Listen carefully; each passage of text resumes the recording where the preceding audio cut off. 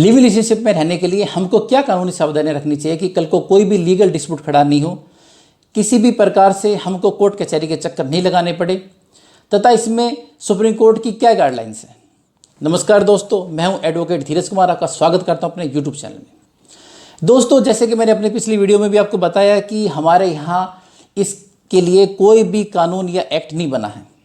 ये फॉरेन का कानून है जो हमने सिर्फ अडोप्ट किया है और इसमें सुप्रीम कोर्ट की जजमेंट्स है जिसके अनुसार इसको हम अभी तक कोर्ट में केस करके शो करते हैं और उसके आधार पर ही केस लड़ते हैं और वही सुप्रीम कोर्ट की जजमेंट्स ही इसमें कानून का रूप धारण किए हुए हैं।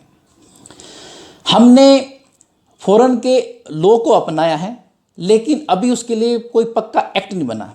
जैसे कि आपने एक कहावत सुनी कि नीम हकीम खतरा जान, मतलब आधा अधूरा ज्ञान हमेशा दुख देता है। इसी प्रकार से हम लिव इन रिलेशनशिप को फॉलो तो कर रहे हैं, लेकिन उसमें जो भी हमें पूरी तरह से और भी सावधानियां रखनी चाहिए, जो और भी चीज़ें उसके अंदर रूल रेगुलेशन से हमको फॉलो करने चाहिए वो हम फॉलो नहीं कर रहे हैं, जिसके कारण झगड़े खड़े हो रहे हैं, कोर्ट में डिस्प्यूट खड़े हो रहे हैं और लोग एक दूसरे के ऊपर कल को आरोप लगाते हैं। कोई रेप का आरोप लगाता है, कोई हैरेसमेंट का लगाता है, किसी और भी प्रकार के।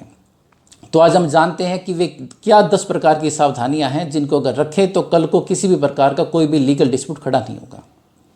सबसे पहले हम बात करते हैं एज की। दोस्तों, लिव इन रिलेशनशिप में रहने के लिए सबसे ज़्यादा ज़रूरी चीज़ है वह एज। लड़का और लड़की दोनों 18 साल के होने चाहिए। अगर कोई लड़की 18 साल से कम उम्र की है, उसने अपनी सहमति भी दी है, तो लड़के के ऊपर रेप का केस हो सकता है, वो भी पॉक्सो एक्ट में। इसके अलावा अगर कोई भी लड़का है वो 18 साल से कम उम्र का है और लड़की ज़्यादा उम्र की है, तो लड़की के ऊपर भी केस हो सकता है। पॉक्सो एक्ट में लड़के के पेरेंट्स उस लड़की के ऊपर केस कर सकते हैं। तो ऐसा कुछ भी नहीं हो, इसके लिए ज़रूरी है कि दोनों लड़का और लड़की 18 साल की उम्र के होने चाहिए, दोनों ही बालिग होने चाहिए।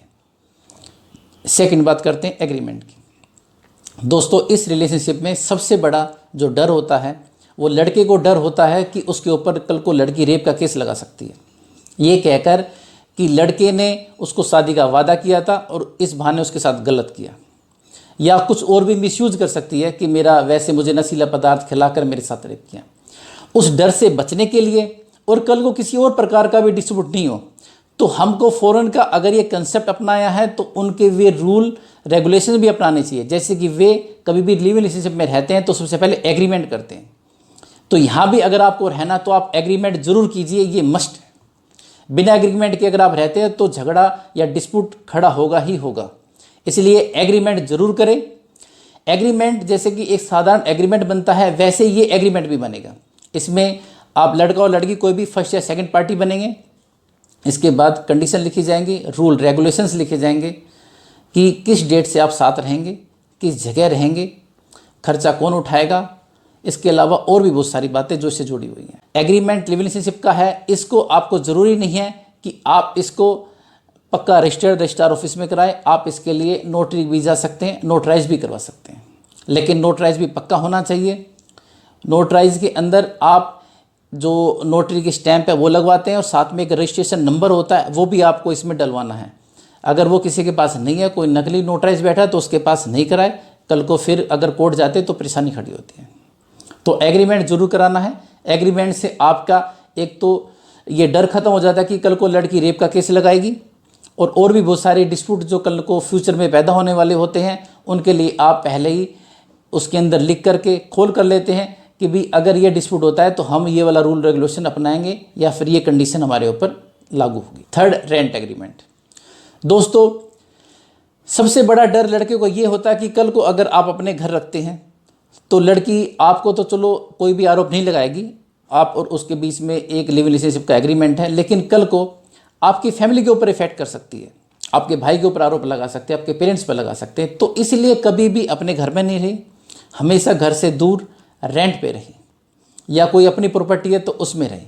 अगर प्रॉपर्टी नहीं है तो रेंट एग्रीमेंट, अगर रेंट में रहते हैं तो रेंट एग्रीमेंट जरूर बनवाएं, और रेंट एग्रीमेंट दोनों के ही नाम से बनवाएं। ये नहीं कि लड़का अपने नाम से बनाए, लड़की का नाम भी उसके अंदर डला होना चाहिए, ताकि कल को अगर कोई डिस्प्यूट खड़ा भी होता है तो लड़की के लिए हम ये कह सकते हैं कि रेंट एग्रीमेंट बनाता, इसमें उसका भी नाम है, उसकी भी सहमति थी। तो इसलिए कोई भी अगर आपको रेंट एग्रीमेंट बनवाना हो तो दोनों का नाम लिखा जाए, पैसे कौन पे करेगा ये भी उसके अंदर लिखा जाए। फोर्थ बात करते हैं हम चाइल्ड की। देखिए, वैसे तो कोई नहीं चाहता कि हम साथ साथ रहें और 20 बच्चे पैदा हो, लेकिन इसके लिए आपको अपना जो भी एग्रीमेंट आप बनवाते हैं उसमें मेंशन जरूर होना चाहिए। अगर आप मेंशन करते हैं तो कल को कोई डिस्प्यूट खड़ा होता है तो आप उससे बच सकते हैं।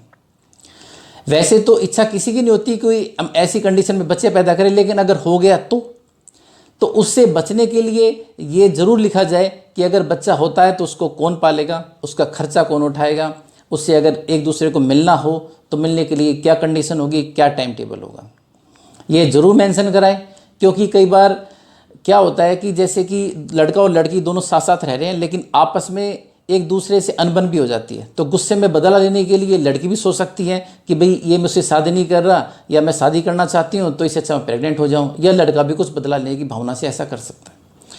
तो ऐसे में बच्चे के लिए कंडीशन जरूर लिखे, बिल्कुल इसमें किसी भी प्रकार की कोताही ना बरतें। फिफ्थ बात करते हैं पैसे की। पैसे के लिए तो भाई भाई भी दुश्मन हो जाता है और ये तो लड़का लड़की का मैटर है, तो इसलिए पैसे के लिए भी अपने एग्रीमेंट में ज़रूर मेंशन करें कि घर का खर्चा कौन उठाएगा, किचन का कौन उठाएगा, रेंट कौन पे करेगा, इलेक्ट्रिसिटी बिल कौन पे करेगा, और कोई बाहर के खर्चे तो वो कौन उठाएगा, उसके लिए क्लियरली वहाँ पर लिखा होना चाहिए। इसके अलावा अगर नहीं लिखते हैं और कल को कोई या फिर ऐसी बात आपने जो उसमें रेंट अपने एग्रीमेंट में नहीं लिखी है और कल को वो हो जाती है, तो ऐसी कंडीशन में भी आपके अपना आपस में सेटलमेंट होना चाहिए कि कौन पे करे, इसमें डिस्प्यूट खड़ा ना हो। अगर कल को कोई ऐसी नई चीज़ आती है और डिस्प्यूट खड़ा भी होता है तो उसको पहले ही क्लियर कर ले। Sixth, one time one relation. दोस्तों, रिलेशनशिप के लिए सुप्रीम कोर्ट की जो गाइडलाइन है वो ये कहती है कि एक समय में आप एक ही जगह संबंध बना कर रखेंगे। ये नहीं है कि आप कई की जगह संबंध बनाए हुए हैं, जैसे कि आप कई लड़कियों से संबंध बनाए हुए हैं या लड़की है तो वो कई लड़कों से रखे हुए, नहीं। जैसे कि शादी में रहते हैं जोड़े एक साथ, ऐसे ही आप रहेंगे। किसी भी प्रकार का अदर रिलेशनशिप आप नहीं बनाएंगे। एक समय में एक लड़का या एक लड़की, अगर आप और भी जगह संबंध बनाते हैं तो वो लिव इन रिलेशनशिप नहीं माना जाएगा। सेवंथ कहता है कि शादीशुदा लोग इस कंडीशन में नहीं रह सकते। जैसे कि अगर आपकी शादी हो चुकी है या आपका डिवोर्स का केस चल रहा है तो आप इस रिलेशन में नहीं रह सकते हैं। दोस्तों, अगर आप तलाकशुदा हैं, विधुर हैं, या लड़की है तो विधवा है, या फिर आप कुंवारे हैं, तो आप इस रिलेशनशिप में रह सकते हैं। वरना ये नहीं है कि आपकी शादी हो चुकी है और कोर्ट में केस चल रहा है और आप लिव इन रिलेशनशिप में रहते हैं, नहीं, वो बिल्कुल भी मान्य नहीं होगा। इसके लिए कानून बिल्कुल साफ स्पष्ट मना करता है। एट्थ, दोस्तों, इसमें सबसे बड़ी जो परेशानी है वो होती है कि किसी भी प्रकार की अगर कोई एक पक्ष रिकॉर्डिंग कर ले और उसके बाद ब्लैकमेलिंग करे, उसका भी जरूर ध्यान रखें। उसके लिए आप जो अपना म्यूचुअल एग्रीमेंट बनवाते हैं उसमें भी आप ये बात मेंशन कर सकते हैं, लेकिन इसके लिए ये कंडीशन भी डालें कि कल को अगर किसी पक्ष ने ऐसा किया तो उसके ऊपर मानहानि का केस भी किया जा सकता है और उससे डैमेजेस भी लिए जा सकते हैं। क्योंकि लड़का लड़की एक जगह एक साथ रहते हैं, ऐसे में कोई भी एक दूसरे की रिकॉर्डिंग कर सकता है। कल को अलग अलग अगर उनकी शादी हो जाए तो उनको ब्लैकमेल भी कर सकता है। तो इसके लिए ज़रूर ये क्लोज रखें और इस बात को मेंशन करें। नाइन्थ आता है डोमेस्टिक वायलेंस।